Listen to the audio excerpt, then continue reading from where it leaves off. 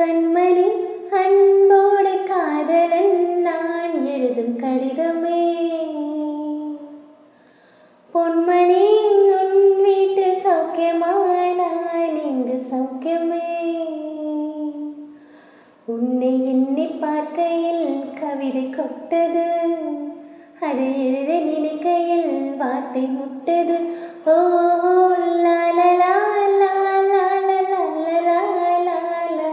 லாலலா லாலலா